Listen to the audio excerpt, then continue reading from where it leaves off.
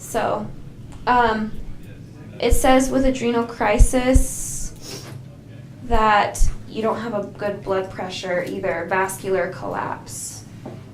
So both of those things would just be too much, too quickly too. Because it says it's a sharp decrease in them, so. Yeah, but it might be good for you guys to look that up in your med-surg book.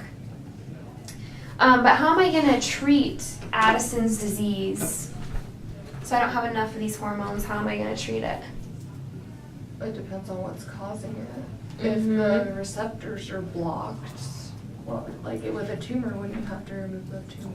Yeah, you probably would. Usually, like we can't, I don't think, maybe there is, but I don't even think there's a medication that is like synthetic ACTH. So usually we just have to give them the corticosteroids, like the cortisol, the aldosterone, like the corticosteroids.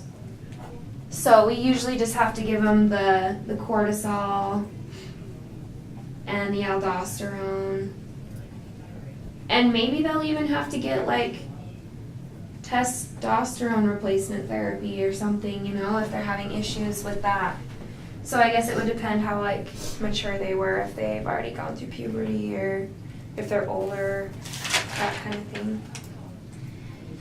But yeah, it's mainly just like giving those that they don't have. I don't think they can do anything up higher. I don't think there's a med that would replace ACTH. So I just remember her talking about giving them cortisol shots and stuff like that.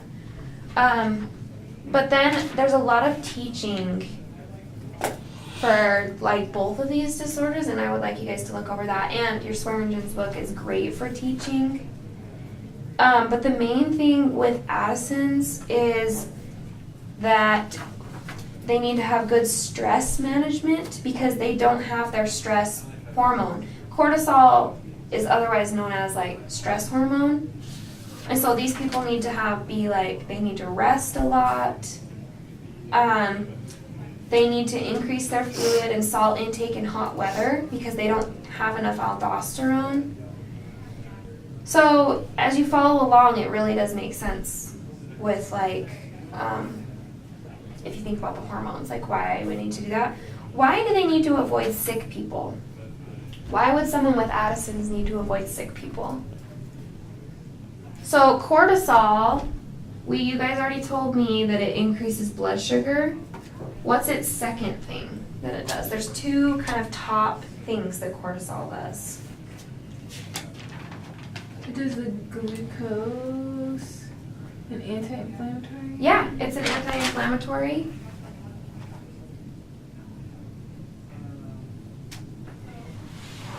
So maybe these people might be a little immunocompromised or something like that if they don't have enough of the cortisol.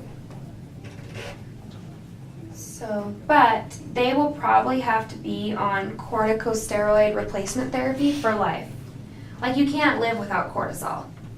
So it's really important to teach these people like they can't skip or abruptly stop. Like it's kind of the same thing that you would teach with any steroid. You never abruptly stop a steroid drug.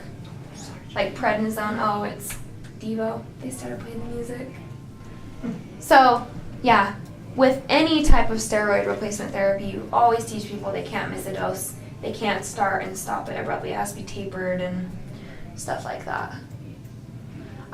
If I were you guys, I would definitely focus a lot of time on Graves', Hashimoto's, hyperthyroidism, hypothyroidism, adrenalism, and adrenal insufficiency, or whatever you want to say. So your adrenal cortex, your thyroid, both ends of the spectrum. Those are really important